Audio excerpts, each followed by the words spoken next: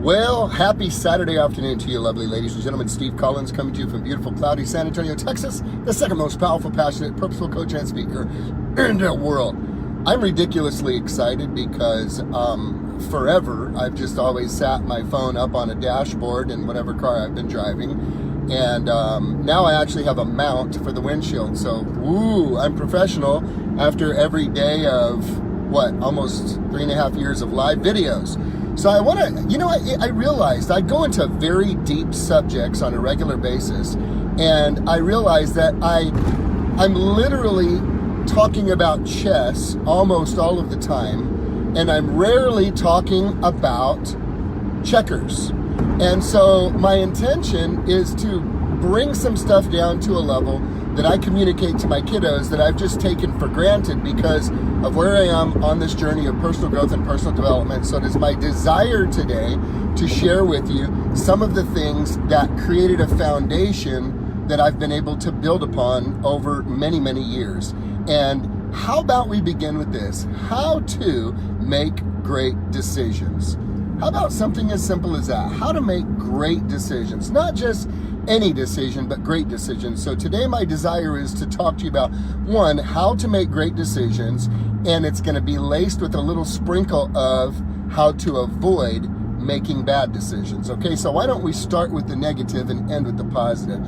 How you avoid making bad decisions. Well, remember this principle, if you will. There's a lot of guiding principles that have built the way that I think that come from one particular source, the Bible. Biblical principles are universal and eternal. So when you have universal and eternal principles, you can't go wrong with these things because they stand the test of time. Now, I know there are people that say, well, what about I don't believe in the Bible? That's okay. You don't have to. It's like someone who says, I don't believe in gravity. I just don't believe in gravity. You don't have to believe in gravity. And if you jump off a building, you ain't going up because it's a law. It is a principle. And so it works whether you believe in it or not. So let's just, for the sake of this argument, decide that spiritual principles are eternal and they're timeless. All right. Here's one of those guiding principles for not making a bad decision. Never make a permanent decision during a temporary frustration. Never make a permanent decision during a temporary frustration. When you respond and make a decision or a choice out of hardcore emotion, the chances are very good that when the emotions simmer down, you may likely regret that decision. It may have felt like the right decision in the moment, and yet if you are in an emotional state where you are really stirred up, it's very easy to make a bad decision. Number two, when you make a decision whose foundation is fear. When the foundation is fear, this is a problem. If the foundation is fear, then you get to shrink back and you get to stay where you are. So fear will always speak and whisper into your ear limitation. Fear will convince you and persuade you that you might get hurt. It might not work out. You might lose money. You might fail. Well, if you start, you might not finish. Well, if you do that, fear will speak to you and influence your decision making by sharing with you its opinion of your small life.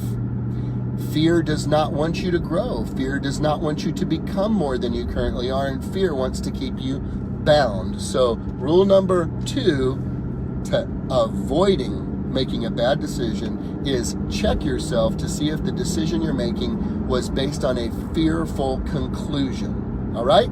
So those are the negatives. Now we're going to go into the positives. How do you make great choices? One of the foundational ways you can make a great choice is by doing your research. Doing your research. What do I mean by that? Let me tell you what I mean. Success leaves clues. There are others who have gone before you that have made great choices and are living a bigger life. The dream that is in your heart what it is that you hope to be, what it is that you hope to do, what it is that you hope to have, so ultimately you can give at a higher level, has been accomplished by somebody else. Somebody else has done that. Many other people have over the course of history.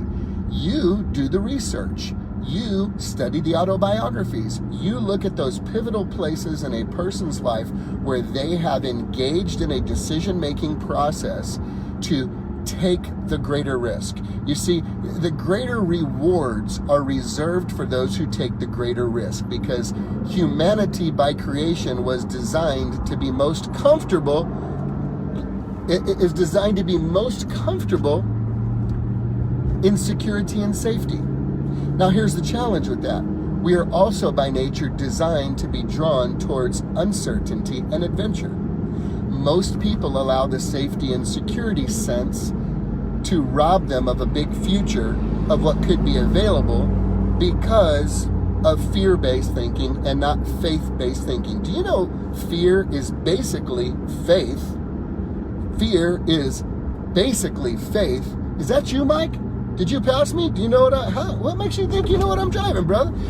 Fear basically will rob you, and it will cause you to have faith in a negative outcome. Faith in a negative outcome. You are still operating by some kind of faith. You're just having faith that everything's going to go wrong instead of things going right. Does that make sense? So, fear or faith. Now, faith says, you can do this. Now, you might not get the result you want the first time, the second time, the third, the fourth, the fifth, the sixth. But what if you mess this thing up like 8 times, but you get it right the 9th time? How big could your life get? You're not going to fail in this thing. You can't fail. I'm sorry, Mike. That wasn't me, dude. This ain't a Beamer, dog. Sorry, man. It's a whole new game. Check it out, Mikey. You ready? It wasn't me. Here it is. What? So here's the challenge we have.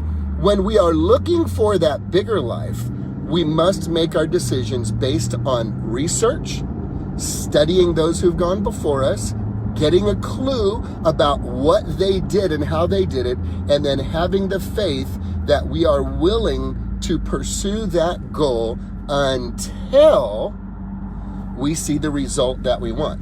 Here's where most people get fearful in making great choices for making big decisions for their lives, is that they are hoping and really desiring that they'll get it right the first time. Well, it's not going to happen.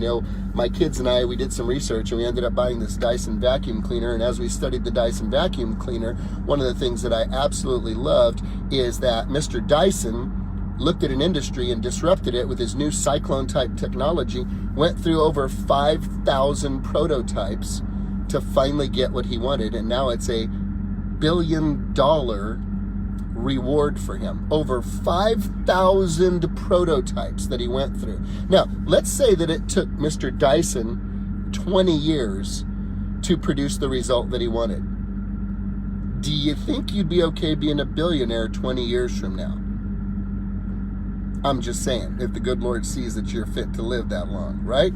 Well, the ability to move forward by faith is significant, because when you move forward by faith, then you have the opportunity to live that bigger life, because guess what happens? You become the type of person that can make faith-filled decisions versus fear-based decisions.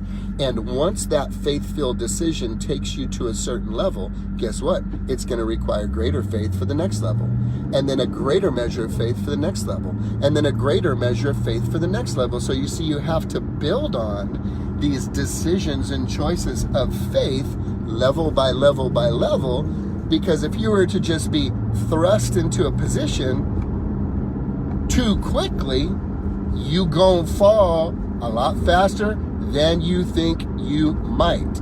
So making great decisions, do the research, search out if there are any biblical, spiritual principles in relation to this endeavor, and grab onto those promises.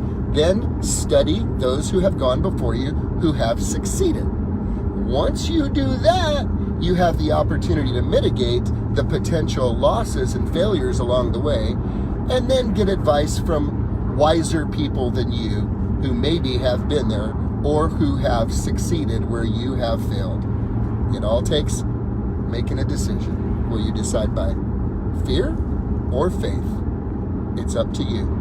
And I like ending my videos with a little bit of this. How about this right here? How about that? How about that? How about that? Woo! Y'all have a good weekend.